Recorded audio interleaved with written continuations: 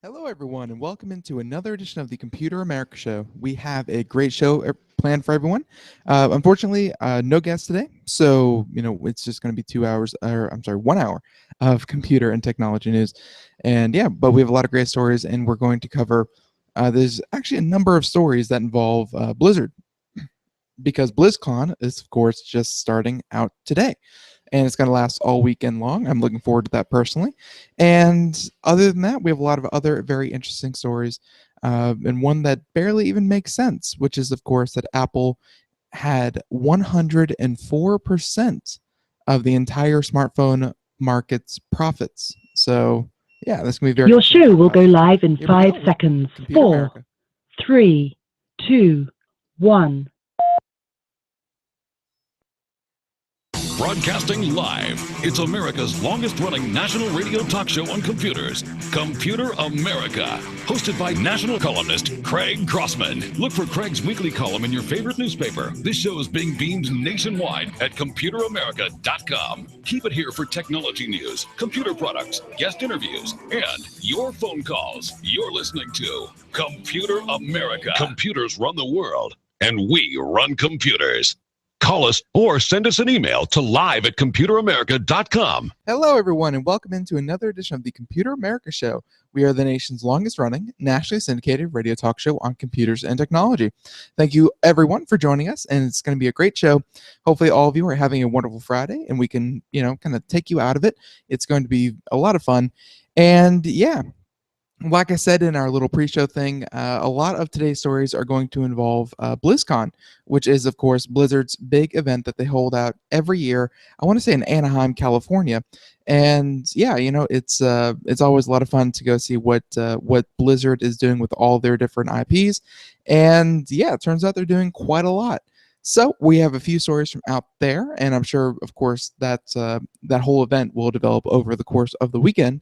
But we have many, many more stories from around the internet that involve computer and technology. So yeah, it's gonna be a lot of fun. And before we get into all of that, I just want to make mention, of course, that head on over to ComputerAmerica.com, where you will find links to all the stories that we do today. So if you happen to be busy, or if you're driving, or if you're just not near something to write something down, we provide one place where you can go and find everything you could possibly need to find anything that we talk about. Make that very convenient for you, try to make that simple and easy. And with that, of course, also at Computer America, you can also find links to social media. And that is important, especially today, because we have yet another winner for a prize over from our friends over at Logitech. And we are still giving away the Keys to Go keyboard. It's a $70 value. It's a great little keyboard. It's a Bluetooth for either Windows or Android or iOS device. You have to specify which one you want. But yeah, when we contact you, you do it then. But it's very, very weatherproof. Makes a great travel companion and really ups productivity if you happen to be on the go. So we're happy to give that away to all of our listeners who are so grateful enough to go out to social media and support us there. So, of course, with that being said, I think we are going to go directly to computer and technology news. Do not pass go, do not collect $200 as we do this right here. So, everyone, again, hope you're having a great Friday, and here we go.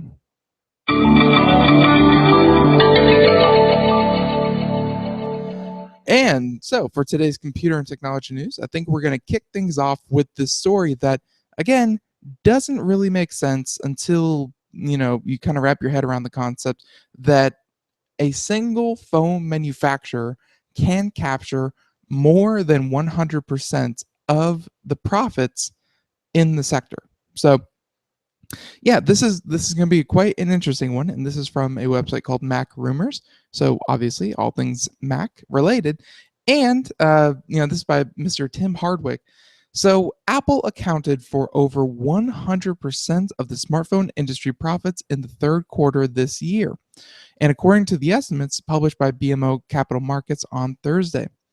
So they quoted Investor Business Daily saying that Apple's staggering 103.6% profit share in quarter three came largely as a result of significant losses posted by rival vendors, including LG and HTC, and despite Apple continuing to shift to fewer handsets year on year.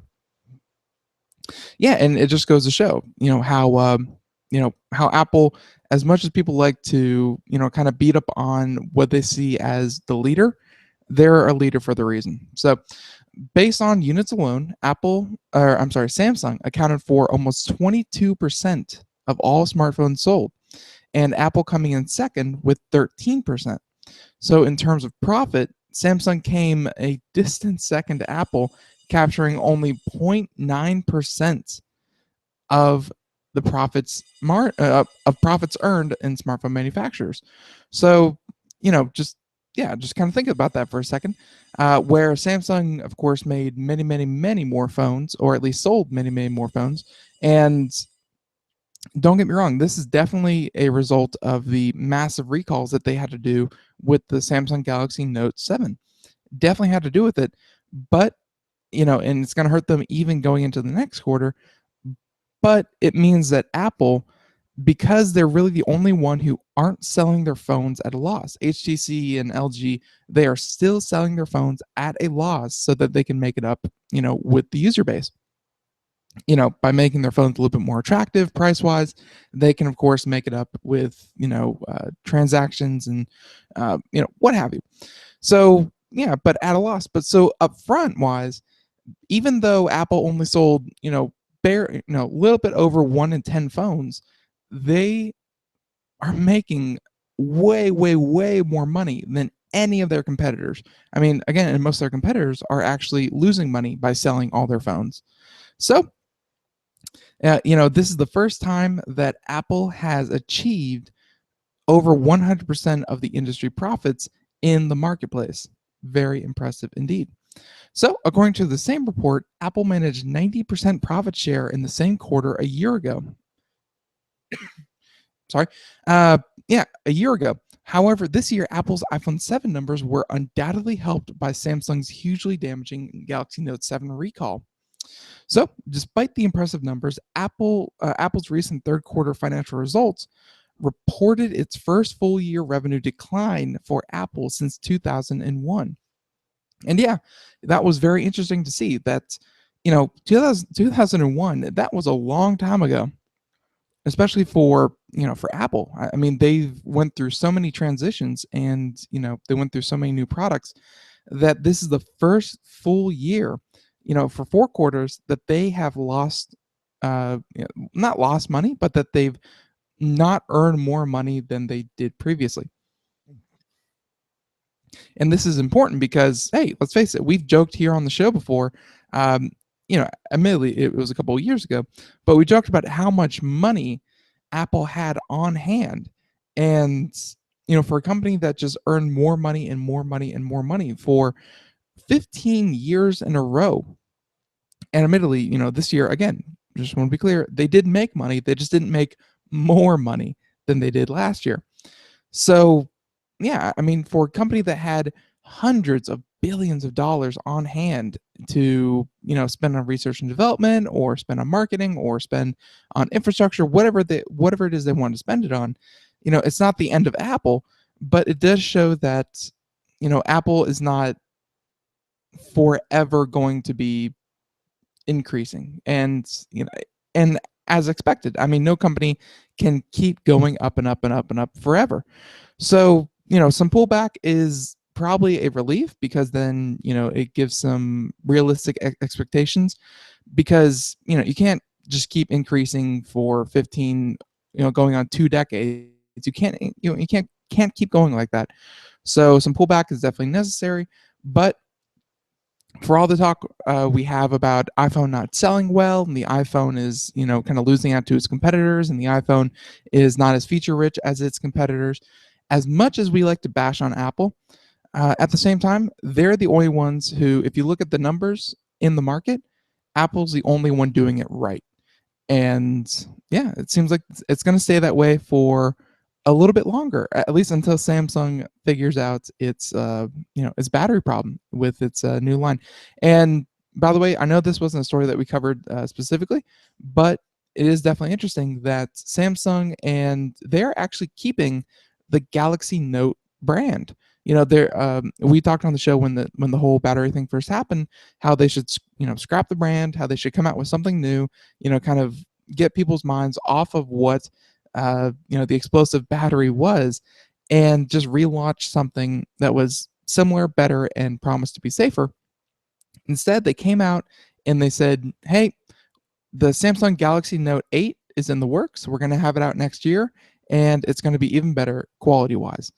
So, yeah, just a little bit of a tangent there, where the Samsung Galaxy Note 8 is already in the works. So much for getting rid of that whole brand. But right, so, and again, to recap the story that we just finished, it was Apple has 104% of the market share.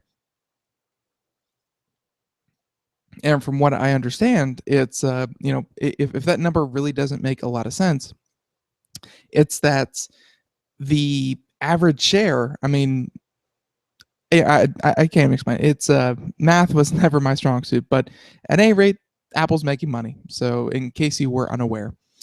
Now, with that being said, I think we're going to move over to some BlizzCon news, because again, this is kind of what I like, and Blizzard has always had a special place in my heart, because they were the first video game I really picked up back in 1994 when I was just 3 years old, almost 4, and my cousin let me play Warcraft, Orcs and Humans, and it was a lot of fun. Been playing Blizzard games ever since. The Warcraft franchise kind of got me going, and then I really got into the Blizzard and into StarCraft and Brood War and what have you. But yeah, Blizzard has they're 25 years in, and it's just been so much fun to follow what is they do, because they really feel like a gaming company that builds these massive worlds, and not a lot of other gaming companies can do that, or even try to. So over at BlizzCon, they've announced one of their more popular games, and it's surprising because they've built action RPGs, they build first-person shooters, they build massively multiplayer online games. I mean, just things with massive universes. And then their biggest game, I mean, by user base, is a card game of all things. So yeah, this is they just announced their newest expansion to their most popular game, which is again Hearthstone. So it'll be a bit different than when you checked out in World of Warcraft, of course. This is oh, by the way, pulling this from Engadget and Mr. Timothy Sapala. And yeah, there's they said that in Hearthstone is going to Gadgetson.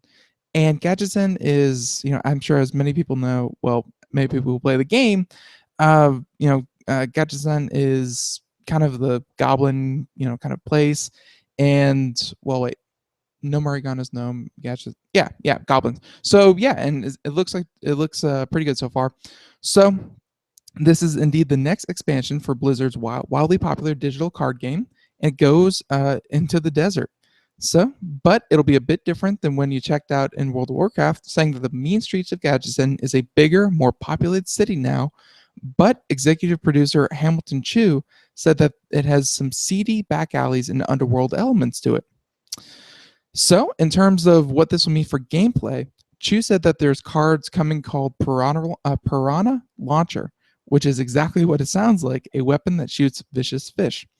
And then there's Lotus Assassin and the Cabal Talon Priest. Give friendly cards 3 health. So, just again adding to the card diversity that you can have in this game. So, of course, these cards are from different races. So, yeah, and of course, following the Delta theme, there are tri-class cards as well, and the Cabal's carriers able to play within Mage, Priest, and Warlock decks. So, if you were interested, it seems like they're fleshing it out more.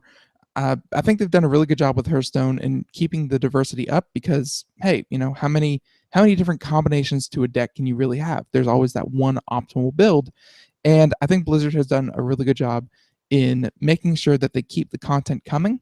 It seems like every single year they have a new expansion, and hey, that's what you need to keep a game fresh and new, especially one that doesn't have the gameplay aspects like many of the offers, like many of the others are offered out there. So when it comes to turn-based strategy, in a card game format, I think Hearthstone really is, the best place to be. Now, with that being said, how about this one? And that was very, very video game news, but I really like this one too because this is another passion, and it shows just how computer games and computer gaming companies can affect more than just than just video games. And Blizzard is now teaming up to research. Is now teaming up with Google's Deepmind and for StarCraft 2 AI research. And yeah, this is exciting because the last time we heard about Google DeepMind was when they beat AlphaGo, Mr. Lee Sedol. And yeah, back then they had DeepMind compete against one of the world's best AlphaGo players, and it beat him. I mean, I think it was like a 3-0 or like a 5-1. I mean, it was a blowout. There was no doubt that in a game as complicated as Go, AlphaGo was superior to humans. And I know after that there were dozens of requests by other professional Go players saying, "Hey, I want to compete. I think I can beat him. I think I can do it." But it was more of like a publicity stunt kind of deal. It wasn't a true challenging of humans in Go. But it seems like possibly they're planning to do the same thing, but with something a little bit more human or something a little bit more complex than even Go, and that's StarCraft. So, Google's DeepMind AI has already learned how to best humans at Go, as we just mentioned, but now DeepMind's resources will be pointed at an entirely different game, being StarCraft 2. Blizzard just announced at BlizzCon that Blizzard just announced at BlizzCon that it is partnering with Google to open up StarCraft 2 as a research platform for those building artificial intelligence programs.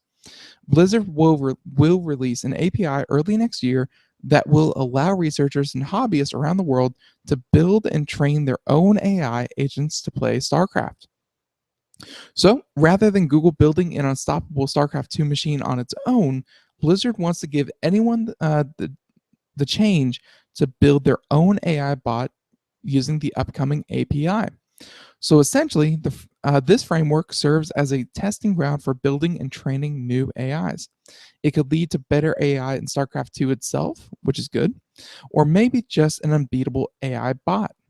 So, and they said that, quote, "There's still a long way to go, but maybe we'll even see an agent take on BlizzCon champion in a show match." So, of course, alluding there that possibly the best in StarCraft could take on, similar situation to the AlphaGo. But this could have an effect that go far beyond StarCraft 2, of course.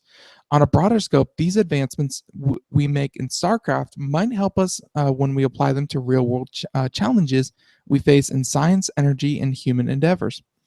So they announced in a blog post announcing the partnership, saying that it's a useful bridge to the messiness of the real world. Definitely. So, of course, what Google and Blizzard find from this partnership remains to be seen, but games have already proven to be great artificial intelligence trainers. So we expect we expect that we'll see some big improvement from AI in this partnership. It just might take a little while, but we're still a long way from being able to challenge a professional human player at the game of StarCraft 2. So yeah, this is very exciting, of course, because StarCraft, it's long been held to be one of the best real-time strategy, kind of in the genre, because StarCraft 2, kind of built on greatness when StarCraft 1 Brood War came out, and that thing was, a decade into competitive esports scene, and don't get me started in Korea. Many people liked it because of its balance and just how straightforward it was. StarCraft 2, they're promising the same thing, and now with some artificial research thrown into it, I don't quite know exactly what is going to fall out of research like that, but I think it's going to be a lot of fun. So I'm hoping, something good other than just another robot that I can't beat in StarCraft. I'm hoping something good besides video game world comes out of it. So yeah, that was definitely something different to see. Now, and I promise this will be the last one about BlizzCon today. But this is very cool because Overwatch, which was the newest IP from Blizzard, saying that Overwatch League is Blizzard's esports incubator, saying that there's a big focus on teaching players what it takes to go from amateur to pro. And yeah, this is from Timothy Sapala once again, saying that Blizzard has its own official esports league for Overwatch, aptly dubbed Overwatch League. And it works a lot like traditional sports, where major cities in North America, South America, Europe, China, Korea, and South Pacific will have a team. And those teams are comprised of the best players coming out of a sort of competition called a combine. So from there, they'll be drafted or sign contracts with a guaranteed salary and benefits. And the team spots will be secured according to Blizzard as a way to foster local fans and talent for years to come. And at a season's end, the best teams will play against each other live in front of a global audience. And of course, does that sound familiar? Because hey, that's like traditional sports. So team owners will play an active role, and like all stick and ball sports, are expected to actively monitor and develop their own team skills. The big thing here versus other esports leagues is that Blizzard wants to ensure players know how everything works on the business end and how to go from amateur to pro. Saying that, quote, our hope is to establish the Overwatch League as a professional career path to any and all world's most competitive players. And we're building a league that's accessible to players and fans, sustainable and exciting for everyone involved. And that was from Mr. Mike Morheim, who is again Blizzard's CEO. So this looks like a natural progression from the World Cup that started last month, but with more local focus. So the first team starting in early 2017, with Blizzard promising more info on the teams and league itself before competition starts.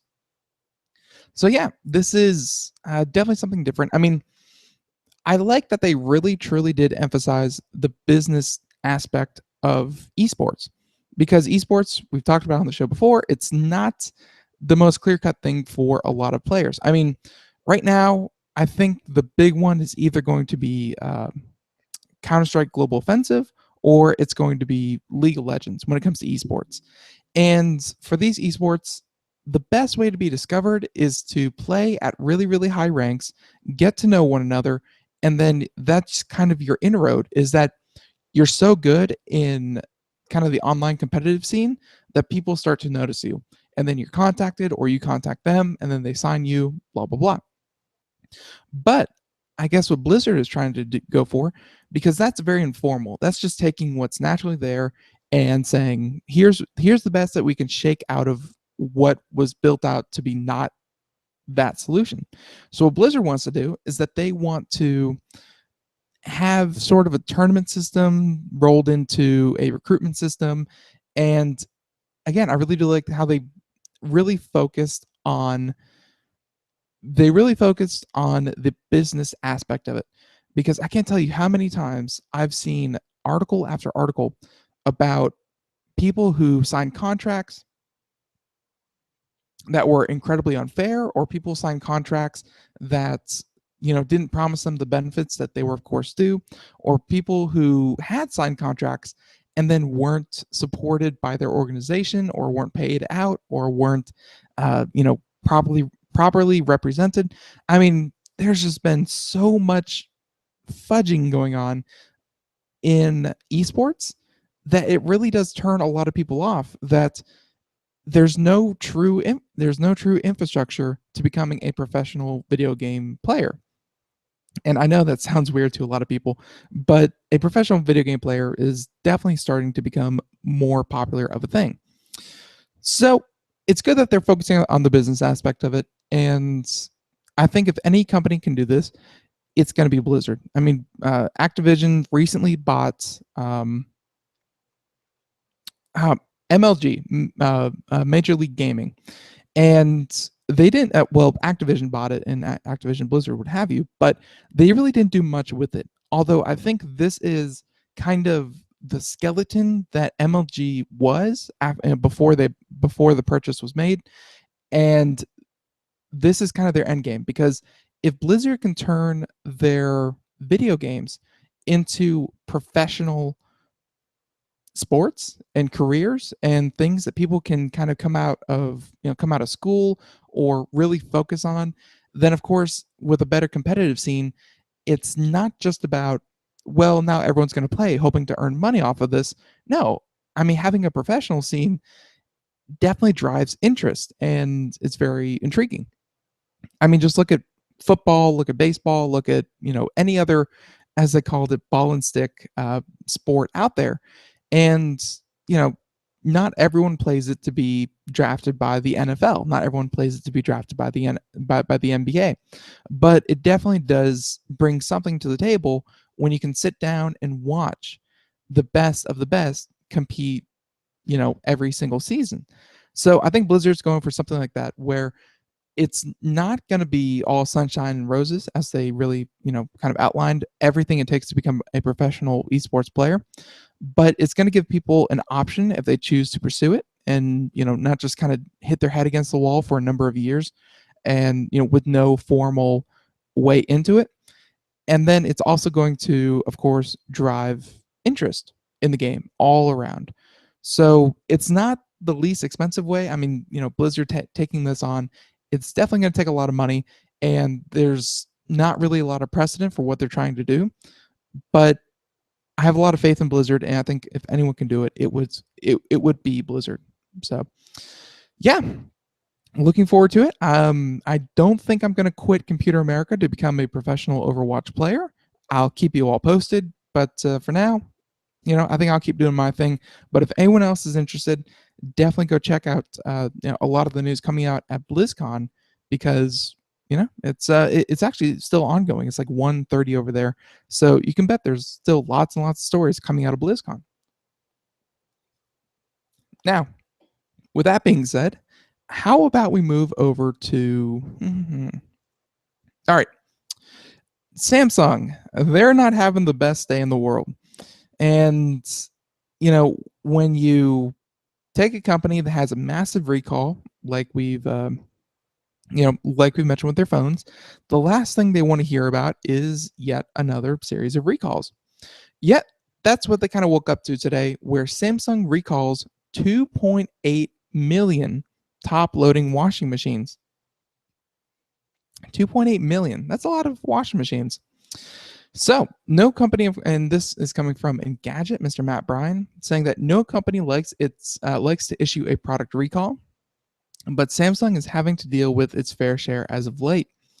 Now, like we said, it has an urgent recall on 2.8 million top-loading washing machines. So, in a statement, the company said that it's working with the U.S. Consumer Product Safety Commission to recall 34 models produced between March 2011 and October 2016. So if you, again, purchased a washing machine between March 2011 and October 2016, Samsung, then this may be you. So they're saying that it had received reports of top-loading washing machines exploding, but Samsung has been forced to step in after owners noticed that the drums in their washer caused appliances to lose balance, triggering excessive vibration, resulting in the top separating from the washer. So not exploding in the explosive sense, more exploding in the it vibrated so hard it fell apart kind of sense. So the U.S. Consumer Watchdog says that it already collected 733 reports of Samsung washing machine experiencing excessive vibration or complete detachment. They're saying that which resulted in 9 injuries, including a broken jaw, injured shoulder, and other impact or fall related injuries. Wow. I don't know. It takes a really brave or stupid. I think those go hand in hand. It takes either a really brave or stupid individual to see a washing machine vibrate so violently. And again, a broken jaw. The only thing I can imagine sustaining a broken jaw like that is if you walked up to it and tried to like bear hug it to keep it from vibrating. I guess. I don't know. But Samsung said in September that it believed the issue were caused by bedding water-resistant or bulky items being placed on high speed cycle and recommended that owners simply use slower speed settings. So to remedy the situation, they offer two options, saying that the first is a free in-home repair that will reinforce the washing machine top compartment, and owners will be given an additional 1-year warranty if they choose that option. And the other is a rebate that will be applied to purchase of a new Samsung or other brand washing machine, and anyone buying another Samsung unit will receive $150 towards their next purchase, which is, again, familiar to how they handle the phone situation. So the music means we have to take a break, but we'll be back with more computer technology news here on Computer America. Stay tuned. We have a lot more to go through.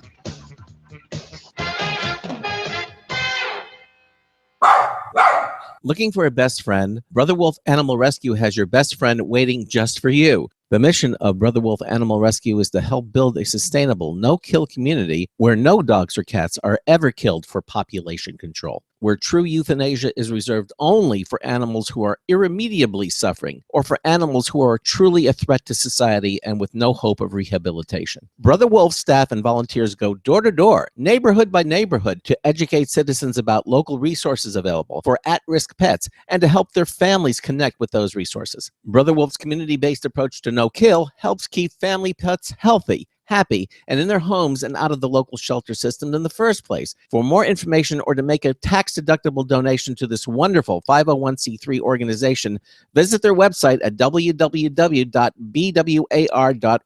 Help to realize Brother Wolf's vision when no animal is euthanized for lack of a home. Who's a good boy? Hi, this is Craig Crossman, host of the Computer America Show. You have important meetings to schedule. Your company's getting ready for its IPO, and you're in charge of the PTA fundraiser this month. So how do you coordinate everyone to be available at the same time? Are you still using emails, phone calls, even text messages to schedule meetings with a group of people? How's that working out for you? Not so great, huh? It's a fact that every day, millions of people suffer from scheduling headaches. Well, with Doodle, scheduling meetings with a group of people is quick and easy. With Doodle, you can easily propose available times to each member. Each one checks off the times that they are available, and then you simply pick the time that works best for the group, all in an easy-to-read display that integrates with your existing calendar. Nothing could be more simple. Give Doodle a try for free, and like millions of Doodle users, you'll truly see how easy it is to find the perfect date and time for all your meetings. That's www.doodle.com.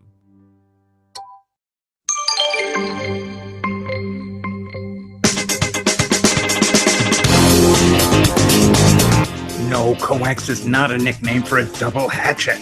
Marty Winston with the News Tips Bulletin Review for Computer America. This time, the Silverstone Tundra TD02E liquid cooler. When we found that our original liquid CPU cooler had disintegrated, we had Silverstone send their Tundra TD02E, a squat, full alloy water block that needs no screws to mount. We love that they fill and seal their assembly at the factory. Dual 120 millimeter fans and brazing on the radiator fins add up to very efficient cooling in a slender assembly that doesn't block the motherboard. Its two-host construction also simplifies installation. You'll need a strong magnifying glass to read the instructions and illustrations, but everything that isn't paper is wonderful. Bottom line, the Silverstone Tundra TD02E liquid cooler is simply engineered better. Marty Winston, News Tips Bulletin for Computer America. Welcome back into the Computer America Show. It is 33 minutes past the hour as we continue on here doing computer and technology news. And yeah, we covered a lot of BlizzCon stuff, and now we are moving over to some of the more traditional, computer technology news. Now, this one is exciting for anyone who's a fan of electric vehicles, which I don't see why you wouldn't be, but this one is actually from Time Magazine. And yeah, they're talking from Justin Warland, saying that driving from coast to coast in an electric car is about to get easier. So, the U.S. federal government will designate 48 routes as electric charging corridors to allow coast-to-coast travel and encourage the adoption of electric vehicles. And this is according to the White House, of all places.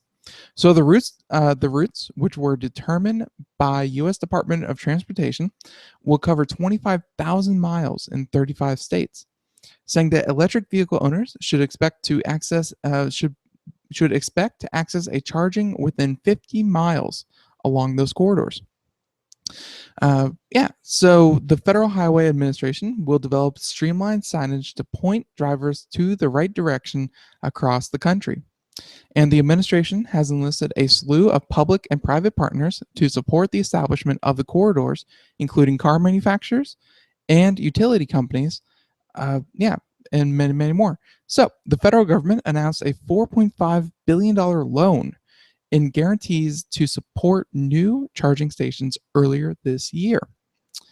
So the initiative builds on a number of efforts by President Obama to reduce the greenhouse gas emissions in the transportation sector, which is a key part of his aim to tackle climate change. And Obama announced new fuel economy standards during his first term, designed to push automakers to build more efficient gas-powered vehicles and to move eventually towards electric vehicles. So, a new report this week from the Environmental Protection Agency found that passenger vehicles achieved the best ever fuel economy standards last year for the fourth year in a row. So, hey, that's not bad. And yeah, again, if you're a fan of electric cars, this should be right up your alley. And being able to travel coast to coast, I mean, we know that there has been one such instance of it, thanks to Tesla. There was one running right through the middle of the country, going from California to, I want to say, North Carolina, and again, straight across the country, and it was all using Tesla's superchargers. Now, this is going to be one for everyone, where again, it seems like every 50 miles, they're hoping to have at least one charging station for cars to charge themselves. Very, very important, because again, it was a chicken and egg thing, and no one wanted electric cars if you could only charge them at home, because then, hey, you're tethered to a 150, 200-mile radius around your home, and well, even half that if you have to drive back home. But yeah, you were tethered to a very tight circle around your home. But if you can get onto one of these corridors, you can take your electric car anywhere a gas one would. Admittedly, it may not be as efficient, because I know that when I'm driving long distances in a gas car, I do like the fact that I can pull over to a gas station, which right now things are heavily favored in gas's favor. But, hey, every couple miles you can pull over, get gas, and the whole process takes maybe 10 minutes. Some of the quicker areas I can get to it in five or less, and get out of there and get back on the road with another full tank of gas. Now, with electric vehicles, of course, you have to charge them, which takes a little bit of time. But hey, if those stops can be kept at about 30 minutes instead of, longer to charge the car completely, then hey, traveling coast to coast in an electric vehicle seems completely plausible. So yeah, we'll see what comes of this. But if nothing else, it seems like owning an electric vehicle is going to become feasible here in the not too distant future, as if it wasn't already. Now, how about we do this one? And this one is from Engadget as well, and this is Mr. Aaron Siporis. And this is something that we talked about with Gary Kay last week, and he mentioned that he's part of a new program. He's like, one of the first people in the country to consult with their doctors, because he just had a kidney surgery. They took a bad kidney out and put a good kidney in, and now his aftercare, instead of him having to drive back to the hospital, every week to do a checkup, to check the incision and all that good stuff, instead they have him hooked up with, a webcam, a computer, a Skype account, and talking to a doctor who does his entire physical via the internet, and online consultations. So This is an article kind of in the same vein. And you know what? Actually, after kind of looking at it, and it's quite long, but and also it's kind of the UK version of the public health care. So instead, we're going to move over to this article, and this is again kind of concerning the White House and the U.S. government, but turns out that they have a very vested interest in keeping people coding. So by Billy Steele saying that code.gov, C-O-D-E period G-O-V, is the U.S. government's open source software hub, saying that the site features dozens of projects from 10 different agencies. So, back in August, the Obama administration announced a new policy that would require 20% of the federal government's software projects to be open source. So, to make all the material easily accessible, there's now a place that you can go to view all of the code. And code.gov is the web-based hub for the initiative, and it features around 50 projects from 10 different agencies. So, these projects include things like the White House Facebook chatbot, data.gov, and We the People Petitions API. So the recent policy change was aimed at reducing the cost of custom software purchases by allowing government agencies to share resources. And of course, the open source initiative also gives folks outside the government access to the code, saying that it's a step we took to enable the brightest minds inside and outside the government to work together to ensure the federal government is reliable and effective. And yeah, again, that was Officer Tony Scott, who is the U.S. Chief Information Officer. In addition to streamlining software use in the federal government, the White House wants code.gov and the wider open source requirement to push state and local government to boost their services. So imagine if you could get an answer about a tax question or vehicle registration via a Facebook bot, rather than having to wait on hold for several minutes with a phone call or stand in line in person. And yeah, that's one things about chatbot. We're hoping to get again a company that is developing their own chatbot, and their chatbot is designed to sell medical marijuana or even recreational marijuana, I believe, in Colorado. And that's something very, very different. But these chatbots, I personally have not had a need for them myself, but the idea of being able to interact kind of like a phone tree system, press 1 to go here, press 2 to go there, but kind of doing it in a more conversational way and still getting good results, I think that's definitely the next iteration of customer support.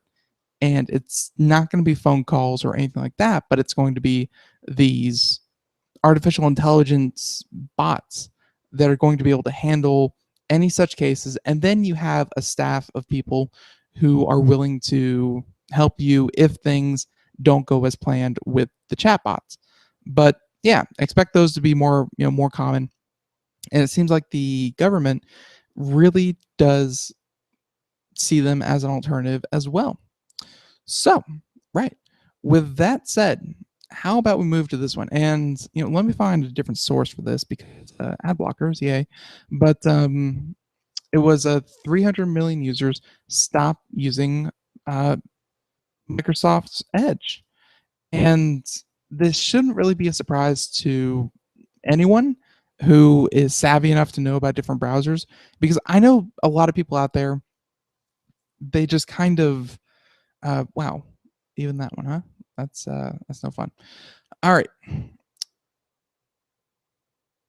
Yeah, so yeah, this is an article about let's see if we get this one. Yeah, man, I cannot seem to find a different one. So you know what? Let's just do this then. So Microsoft has over 300 million browser users in 2016, and mostly, it's oh wow, jeez. Yeah, so and tracking shows that 300 million browsers are being used, but unfortunately, let's see. All right. Well, the skinny of it is I don't have the actual article up because that website bans ad blockers, which I completely detest. And therefore wouldn't let me read the content. But the content goes something like this: 300 million devices that run Microsoft Windows 10 are not using the Windows Edge browser. They're mostly using Chrome, and of course, a smaller segment use, of course, things like Opera and Firefox and what have you. But yeah, so it seems like a lot of the usage, they go on to Edge, and then they immediately download Chrome. And that's a big problem because Microsoft spent a lot of time and a lot of effort to make Edge a superior browsing experience in terms of battery life and in terms of usability. But I think one thing that really hurt their launch into, kind of browser dominance, because they once did have browser dominance. Microsoft Windows Explorer used to, just kind of kick everyone's butt. But then, they kind of got bogged down. People got tired of using, Internet Explorer 6, all this kinds of thing.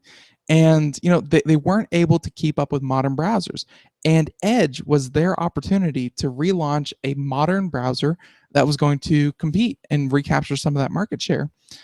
And unfortunately, and I gotta say, it's because they released it in an unfinished state, it did not. The majority of people who use Windows 10 machines are using Chrome. Chrome, of course, being Google's third-party browser. So what does this mean? It means that, despite all the effort and despite all the work, people are just not sticking around to check out Edge. And it, of course, presents a huge problem for Microsoft because Microsoft's, they kind of want everyone to use Edge so that they can, of course, gather data and be able to sell that to advertisers, but they'll be able to kind of control more websites and have more pool. I mean, there's a lot of benefit to people using your browser as opposed to someone else's. And right now, Chrome's just killing it. They're doing the best. And the Edge browser not getting nearly as much traction as Windows 10 itself is. And even Windows 10 itself isn't getting too much traction either, because ever since the ending of the trial period, they have, ever since the ending of the free download, the free installation of Windows 10, their growth has actually slowed. I mean, Windows 10, I believe, like last month, went from like 20 some odd, like 26.58 to like 26.52. Like Windows 10 actually lost market share, whereas Windows 7 actually gained market share. So it's very interesting to see what Microsoft is trying to do, but it's not exactly working. And here may be one problem for Windows when it comes to this. And again, it's going to focus on video games for a second, but it's the idea that Microsoft isn't doing it the best way, despite having everything to offer that the others do, or in this case, something that they don't. So Windows Store COD buyers or Call of Duty buyers can't play with Steam friends. And this includes the new Modern Warfare Remastered and Infinite Warfare don't even work with other PC versions. So, like I said, the new Call of Duty games have come to the Windows 10 store, but you may want to think twice before buying the games there. So according to Activision, these versions don't support console crossplay and won't even work with other versions on the PC platform like Steam. In other words, you'll only be able to play with other Windows 10 store buyers and not the millions of players who bought their game elsewhere. And they aren't even part of the Xbox Play Anywhere program either, meaning you'll still be stuck with the Universal Windows Platform version on Windows 10, which sucks. So, developers like Epic have complained about the closed nature of Windows 10 Store, but the Call of Duty restrictions apparently aren't Microsoft's fault. Windows Central reports that the decision to separate the Windows Universal Platform game from other Windows platform players was made entirely by Activision. Dun, dun, dun. And Microsoft affirmed that it supports device and cross-platform play for partners who want to enable it. So, though the lack of though the lack of crossplay in Activision's decision, users have complained about other aspects of the Universal Windows platform, like the lack of a multi GPU support or SLI or Crossfire, and no support for unlocked frame rates. So, however, Microsoft recently unlocked frame rates for UWP games and launched multi GPU support for DirectX 12 games. It'll have to do more to open up the platform, though. If buyers see nothing but downsides, they'll simply buy elsewhere. And yeah, they could have made this so much more attractive. And I think this is how they're going to have to first do it, to kind of get people's interest. Because right now, there's so much not a need for the Windows Store. The Steam platform, I mean, what's the hate about one place where you keep all your games in the cloud and you can download them from anywhere with one account, having everything nice and situated, and one account so that you kind of share progress across the entire account in multiple games. And what is kind of the benefit from breaking out of that? Something that I know some people have spent thousands of dollars on purchasing products through Steam. Why would you break that up by going over to Windows? And it kind of worked. It kind of worked for Origin because Origin has a lot of exclusives, and mainly The Sims and a lot of EA games and what have you. They're exclusively Origin, so they can kind of get away with it with their catalog. But at the same time, when you talk about Windows, when all they have to offer is, hey, you can buy your games here too, and then it comes out that, oh, well, you can't play them with everyone else who hasn't made the switch yet. I mean, Windows really has to make the case that if you buy with us, if you come over, you get everything and then some. There has to be some kind of incentive to get people to break their habit. Because right now, I know I'm looking, I can't really see any, especially with one of their biggest incentives, quote unquote, was going to be cross-platform play and the ability to play anywhere. Once you purchase something from Windows, you can kind of play it anywhere. So let's say if I purchased it on my Windows 10 machine and I went over to my Xbox, I could just download it and play it on my Xbox absolutely free. No dice with one of the newest and biggest games of the holiday season. So yeah, it really is a head scratcher as to what Microsoft is really doing behind the scenes to really bring developers on board. Because as the article outlined, this was a decision made almost entirely by Activision. And yeah, Microsoft just had to suck it up and say, yeah, they made this decision.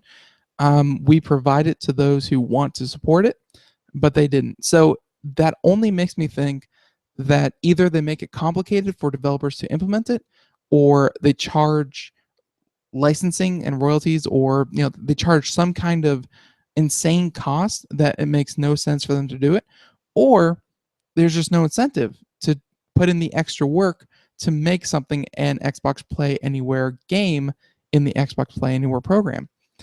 I don't know, but this is completely on Microsoft at this point to make this a success, or to sit there and wait for others to come to them. Because while they may be dominant in the operating system, kind of market share, they are not dominant when it comes to many, many other aspects of computer usage. So good luck, Microsoft. You got a lot of work ahead of you, and no wrong answers, but sitting there doing nothing could just be a wrong answer. So how about we move over to, how about this one? This is a, I have that one. All right. I would have really liked to kind of end it on a happier note, but we only have time for another one or two more articles. But we're going to go with a weird note instead.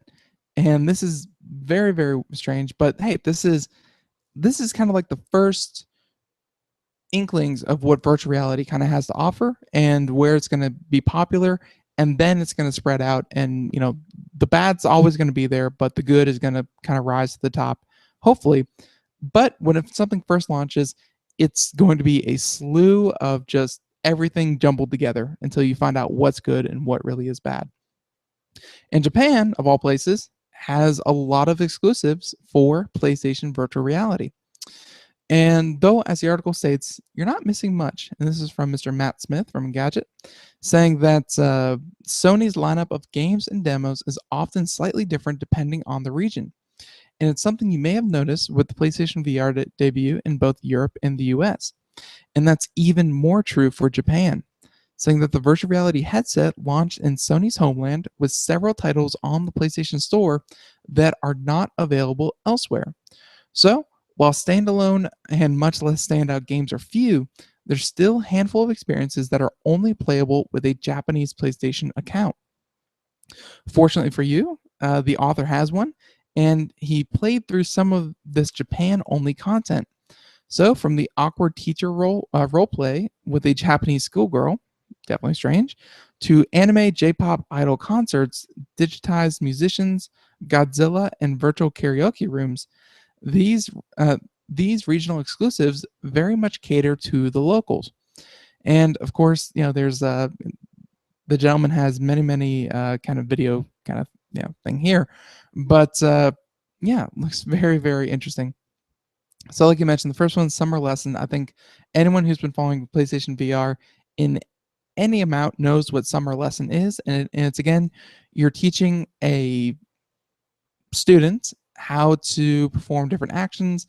And again, it's kind of an awkward experience where you kind of play mentor to a schoolgirl. And it's nothing overtly sexual or anything like that, but I think it kind of caters to that sense of kind of contact and intimacy with girls that is so kind of hard to obtain for a lot of guys over in Japan. I mean, it's a real thing. Look it up. Now, with that being said, that one is out for $29, and again, these are exclusive to Japan. And they have other ones, including Joy Sound Karaoke, which is about $5. $5 for 24 hours. Saying that it's the ultimate solo karaoke experience. That's the pitch, even if it's not everyone enjoys singing to their television alone. So they say inside the headset, it's a 360-degree video, and it has a bunch of people there kind of cheering you on as you sing karaoke. And it's very, very different. And then they even have a dating kind of app that you can do, along with Shin Godzilla, which is free. And it's a little military kind of shooter up with Godzilla.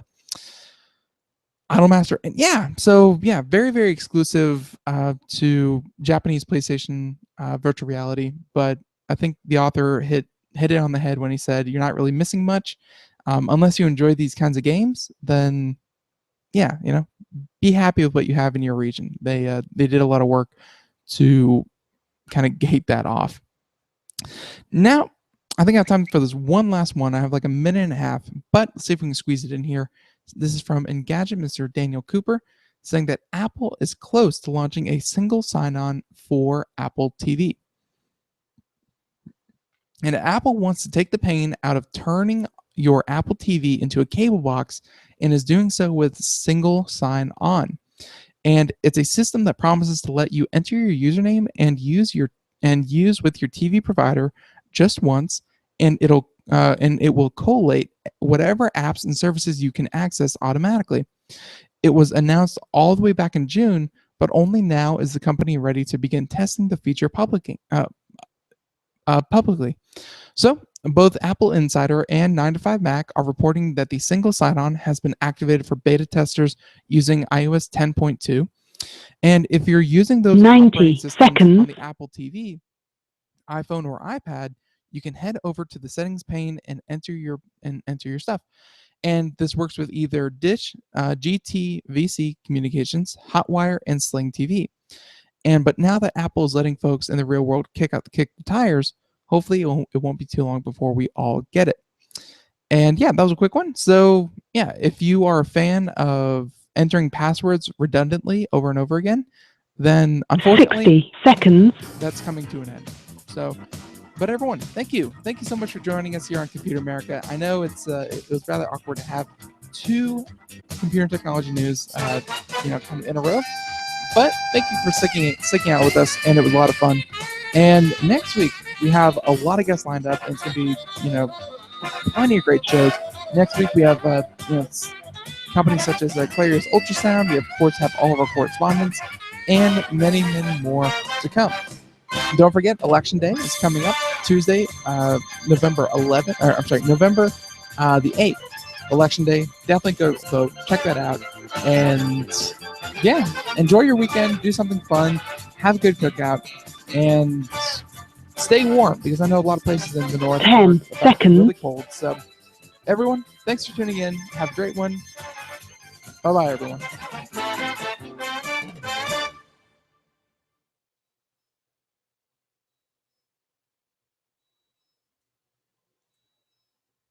And everyone's still watching on our video portion, thank you for tuning in. And yeah, we'll see you same time, same place, Monday, bright and early, 4 p.m. to 5 p.m. Eastern. Have a good one. Bye, everyone.